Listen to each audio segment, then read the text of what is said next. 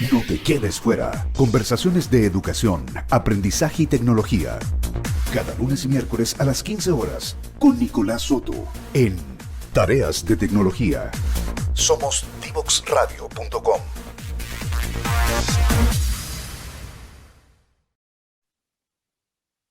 Estamos de vuelta en frecuencia memética en Divox Radio, junto a nuestra invitada de hoy día, Paulina Gutiérrez. Algo que estábamos conversando y que me parece como un desafío para abordar, por decirlo de alguna forma, tiene que ver con esta lógica. Tú mencionabas a Kolb, de alguna forma, que el ciclo de Kolb muchas veces se parte de la experiencia y después de la experiencia construye los conceptos. Lo que es bastante distinto a Ben Gomes para traspasar los conceptos, que también se puede hacer el ciclo de Kolb para el otro lado, pero esa posibilidad de generar conocimiento pone un poco en jaque a lo que dice la teoría. Entonces tenemos como empiricismo versus teoría, digamos, y entramos a veces en ese espacio que, claro, no tengo idea por qué funciona, si miro la teoría a lo mejor no debería funcionar, pero funciona. Y empíricamente te estoy diciendo que sí. Entonces, ahí entramos desde la lógica de los mindsets y evolutivamente hablando, como en un choque paradigmático, digamos, el choque que viene de él, yo transmito certezas, lo que ya está comprobado, versus el empiricismo de como, ¿sabes qué? Tu modelo de negocio, la cosa que se arma, dice que se hace así, yo hice esta otra cosa y me funcionó. ¿Qué hacemos con estas dos cosas que a veces se topan? Digamos, estoy equivocado porque el resultado lo tengo. Entonces, ¿cómo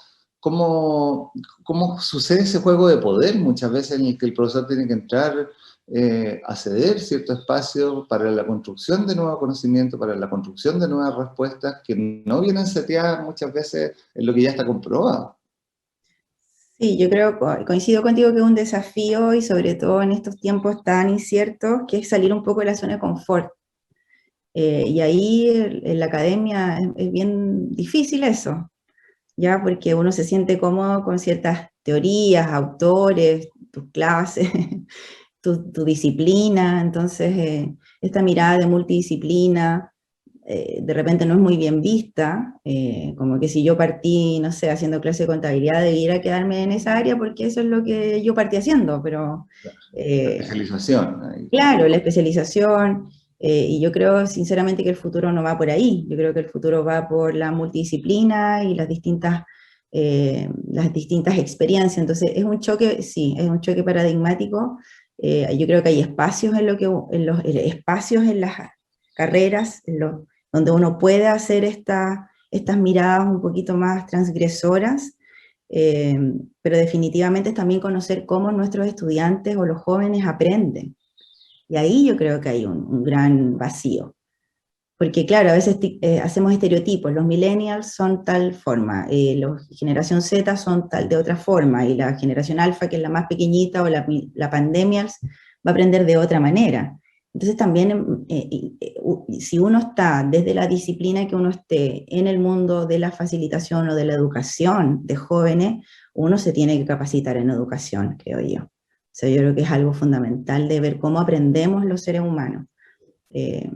Porque no todos aprendemos de la misma forma. Sí, claro. Y también todos, ¿qué pasa en la academia? El profesor o la profesora enseña cómo le enseñaron a él. Claro. Y también amarrado a su estilo preferente y a su forma preferente, que si yo aprendo así, el otro debería aprender de la misma forma. Exacto. Entonces ahí tiene que ver con tener una mirada más diversa de la inclusión también, de cómo se aprende. Yo creo que hoy día el cómo se aprende debería ser nuestro fundamental lema para todos los que estamos desde nuestras disciplinas. Pero falta, y hay harto que hacer. La tecnología también juega un rol interesante. Hay muchas experiencias interesantes de videojuegos o de aprender jugando.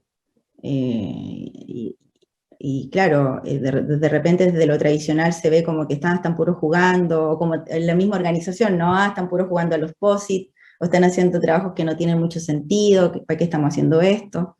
Tiene que ver un poco con eso, con salir de la zona de confort y de generar espacios para que los mismos académicos vivencien eso. Y ahí yo creo que está el desafío.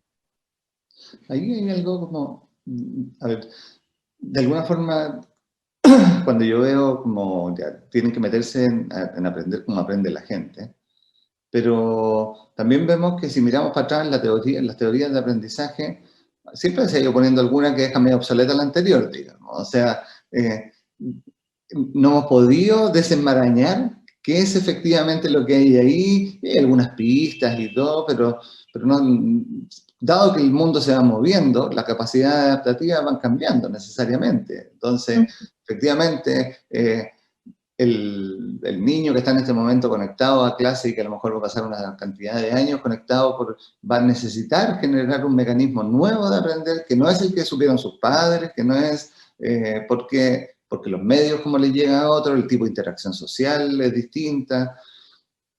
Entonces, claro, aparece la conversación como del aprender a aprender, pero como algo como dinámico, de alguna forma.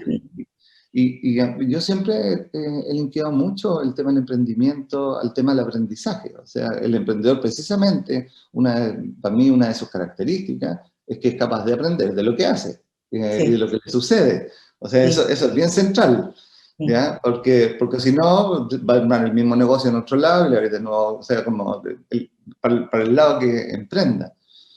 Y ahí, ¿cómo se está abordando un poco eso, estos cambios en el aprendizaje? Porque claro, los estereotipos aparecen a cada rato, digamos, y es fácil para nosotros etiquetar, no, es que estos son de aquí, estos son de allá, por lo tanto aprenden de una u otra forma, y yo tengo mi forma y ahí verá, agarra el que agarra, y a veces en las clases pasa que tenés un 20% de fan, un 20% en contra, y uno al medio que están ahí como que sí que no, ¿ya?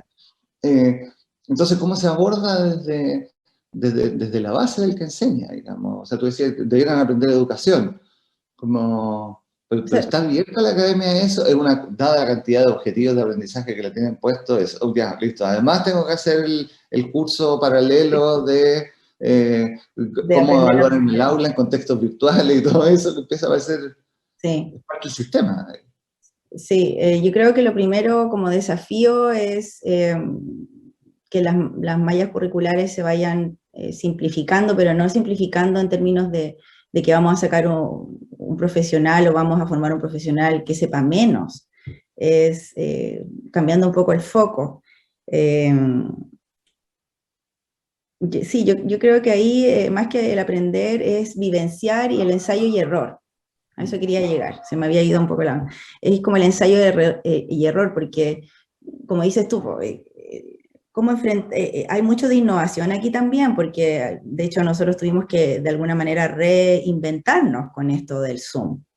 O sea, hoy día llevamos 1 año y medio en la universidad haciendo clases online, pero antes del 16 de marzo, que fue el que nos mandaron a todos para la casa, de 10 personas, una conocía lo que era el Zoom y otra conocía lo que era el Skype.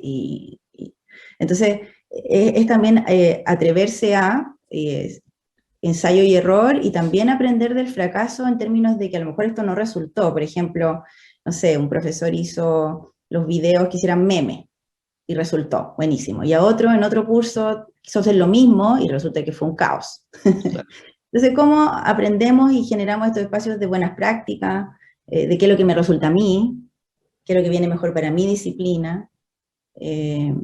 Tiene que ver un poco también con que los profesores seamos también emprendedores de nuestras disciplinas, o sea, ensayo y error, claro.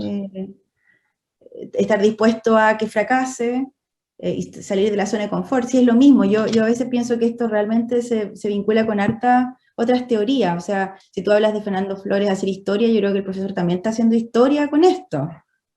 Claro. Pandemia, enseñando finanzas, enseñando contabilidad, o sea, wow, o sea, algún aprendizaje va a quedar.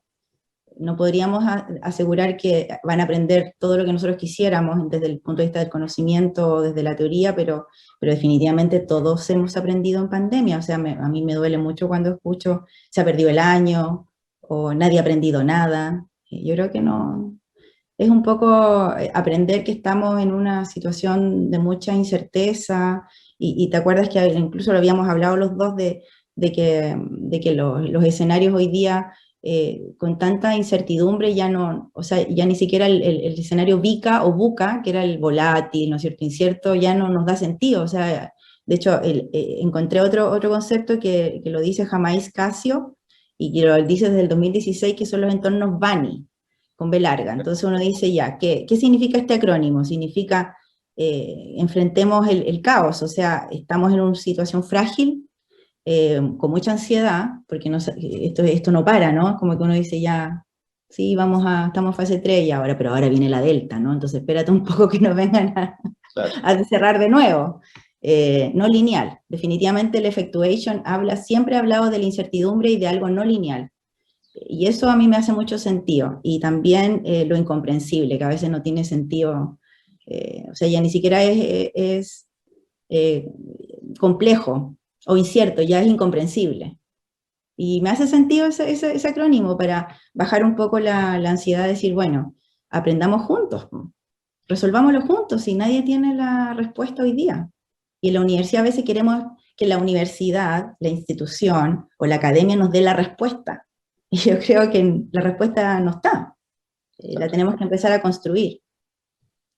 De ahí baja un poco la ansiedad. De ese acrónimo, digamos, como el que tú planteabas, el BANI, si yo lo miro desde una perspectiva evolutiva cultural, a lo que remite es, de alguna forma, a una de las estructuras más básicas desde la evolución, que tiene que ver con el juntos nos sentimos seguros. ¿Ya? O sea, en un contexto donde no sé qué es lo que pasa afuera, porque definitivamente no sé qué es lo que pasa afuera, así que si estoy arrojado a afuera, voy a estar con una ansiedad brutal. Entonces, ¿dónde encuentro esas certezas? Las tengo que construir. Las tengo que construir en los núcleos en los que me muevo. Y que pueden ser que sean certezas media efímeras, porque después nos mezclamos con otro grupo y cambiamos la cosa. Y eso es parte de la flexibilidad necesaria en este momento, el mindset, para no... Y precisamente, como una de las cosas que nos puso el COVID de referencia, fue la conciencia de la interdependencia.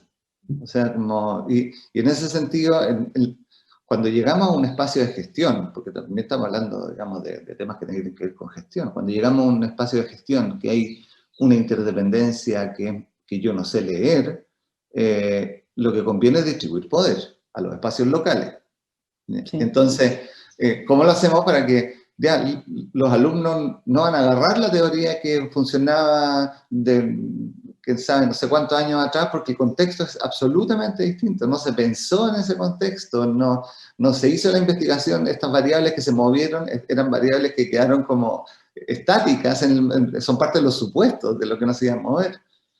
Entonces, como esa vuelta del aprendizaje a la comunidad local que genera ese conocimiento, que le da sentido a esa incerteza para bajar la ansiedad, para poder seguir actuando, es riquísimo lo que puede ir saliendo siempre que eso tenga conexión con otra y tenga permeabilidad. Porque claro, si vamos a transformar esto en otras iglesias del apocalipsis, claro, que vamos a caer donde mismo.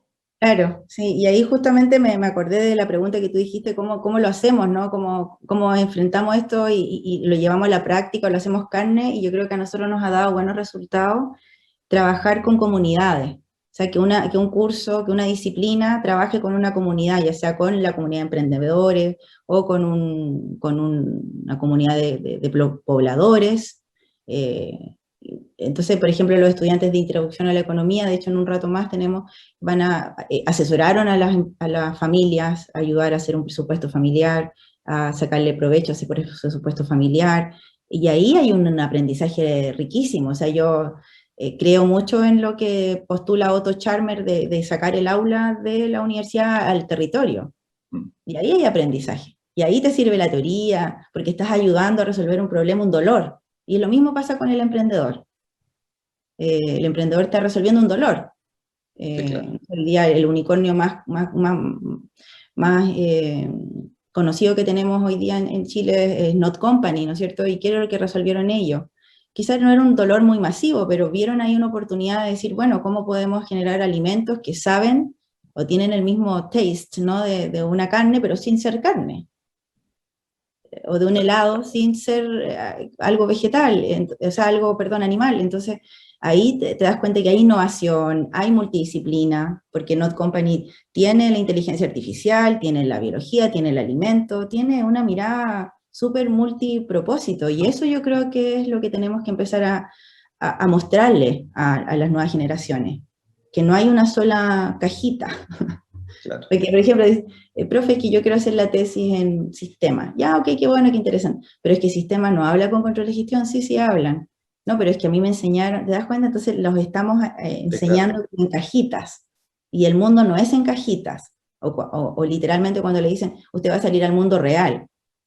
Es que usted ya está en el mundo real. Es interesante, me gusta mucho eso de darnos cuenta desde la conciencia cómo estamos facilitando, cómo estamos generando espacios de conversación.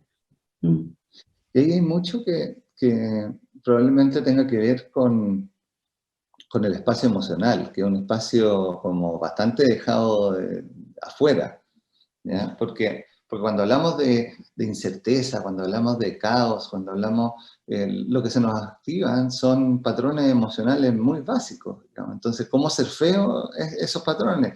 Yo puedo saber qué es lo que es un sistema complejo, y los dobles bucles de retroalimentación, y etcétera, etcétera, pero otra cosa es estar metido en una cosa que está compleja y que no sé cómo resolverla, y que se me aprieta la guata, se me aprieta el pecho, me da la ansiedad, me da ansiedad y me pongo torpe y tomo decisiones atarantadas. Entonces, como todo ese contexto emocional. Sí. Me pongo rabiosa, que es mi caso, o me pongo... Sí, claro. Como aprender a surfear estas emociones y que requieren en muchos casos, no sé, pues, ciertos espacios de mindfulness, que no estamos tampoco acostumbrados a practicarlo, a darnos cuenta que no somos la rabia que nos está apareciendo en ese momento porque la cosa no nos resulta. Sí. Hay que volver, hay que tener esa mirada del centrarse, yo creo. Y eso, sí, claro. Hay mucha brecha ahí con la universidad, ¿eh? Yo creo que hay un espacio ahí chiquitito, pero hay que darle la importancia que tiene, sobre todo en estos tiempos. De hecho, hay una investigación de David Kolb que mostraba cómo el ciclo de aprendizaje experiencial con mindfulness funcionaba mejor que sin mindfulness. Digamos, si la persona tomaba conciencia de que va a entrar a una experiencia y que ahí puede sacar aprendizaje y está centrado para hacerlo, tiene otras posibilidades. Definitivamente. Bueno, Pauli, muchísimas gracias por haber aceptado la invitación. Creo que esto es un tema que cada día más es más importante irlo democratizando, que se instale desde los colegios, desde el principio, valorar como la curiosidad de los niños, valorar el pensamiento científico ahí, como uno dice, el método científico, los niños lo hacen naturalmente. Realmente, sí. Entonces, creo que cada día más nos vamos a ir enfrentando a desafíos que va a requerir que nos estemos haciendo más preguntas, que estemos buscando certeza, y el emprendimiento tiene harto que ver con eso. Sí, y aprendizaje, definitivamente. Sí, totalmente. Muchas gracias, Pauli, por la entrevista. Nos sirve harto, digamos, para lo que estamos viviendo. Sí, muchas gracias, Pablo, por la reflexión. Vamos entonces a una última pausa musical del día de hoy y volvemos en Frecuencia Memética en Divox Radio. No te quedes fuera. Aprende sobre fenómenos naturales, sus riesgos y planificación territorial. Cada martes y viernes a las 11 de la mañana con Cristian Farías en divoxradio.com.